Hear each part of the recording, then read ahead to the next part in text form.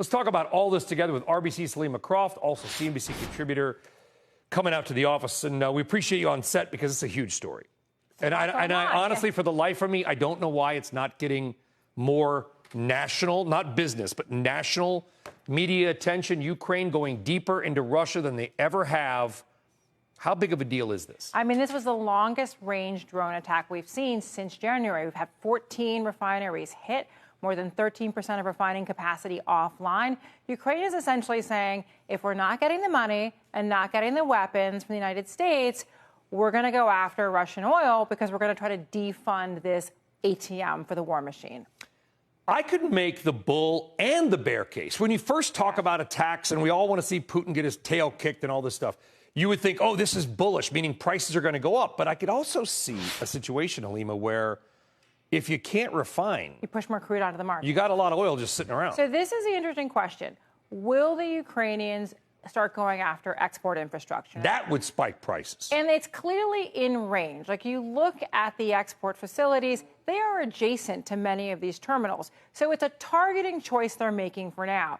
Do they basically say soon everything's on the table? I think they're calibrating the attacks. They're going after refined products, keeping diesel from going to the front lines, hitting refined product exports.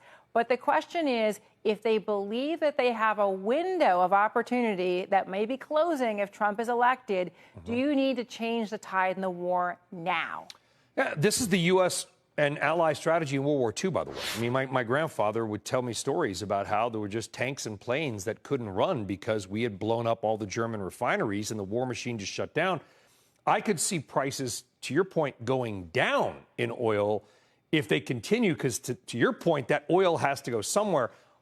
What if Ukraine were to start striking the export terminals? I mean, can you imagine a situation? What would the White House do, by the way? I mean, the White House, I think, would lose their mind. They'd be furious. And the question is, does that matter? And what you are hearing from Ukraine's allies is essentially saying, like, look, we had a bargain.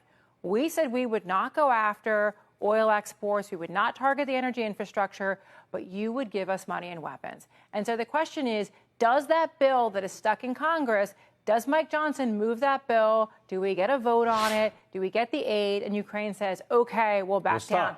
But if we don't, I mean, you wonder what what Zelensky is thinking. Is this a way to also pressure Putin, but pressure the United States? Right. But the question is, what can the White House do? This is being held up in Congress. And do we think congressional Republicans are really looking to essentially provide the sort of support the White House is looking for? So it's going to be very interesting to see how the dynamics of aid for Ukraine play out. There are a lot of progressives who are not happy providing more assistance to Ukraine on the Democratic side as well. So what does a coalition in the House look like to move this bill? Amazing geopolitics. Let's switch gears here. As far as I know, and if I'm wrong, correct me, I don't think Israel has officially claimed responsibility for this attack on the Iranian embassy, but it was F-35s. Let's just assume, and there's been numerous reports, including stuff you've written in your must-read notes, that it was. If Israel were to go into Lebanon, then what? I mean, that is really, when we think about... Because it's not just an if.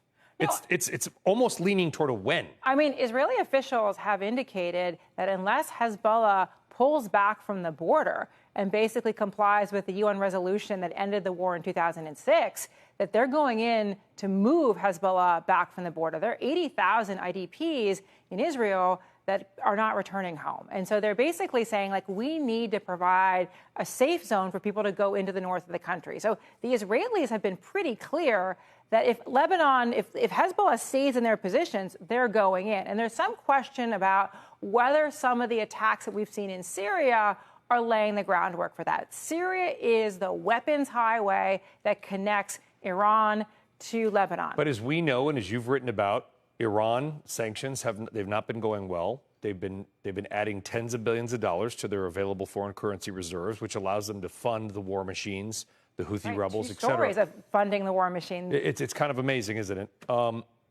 What if Israel were to go after Iran's oil? What if they just started blasting Iranian supertankers? I mean, can you imagine? I mean, that would be the ultimate nightmare for the White House in terms of energy prices over the summer.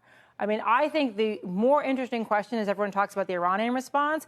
I think the Iranians will try to calibrate it to try to, not have a direct confrontation with. And they need the money. Iran needs to sell their oil. They have to sell the oil. But if Israel really wanted to hit, just like Ukraine hitting Putin, if Israel wanted to hit Iran, they go after the money. I think that is the most important question: is how far is Israel willing to push Iran, to push the Hezbollah issue, to basically address their security concerns. I don't think Israel cares if U.S. gas prices go up. And I think that is the biggest wild card. Like, is Israel really willing to risk a confrontation with Iran?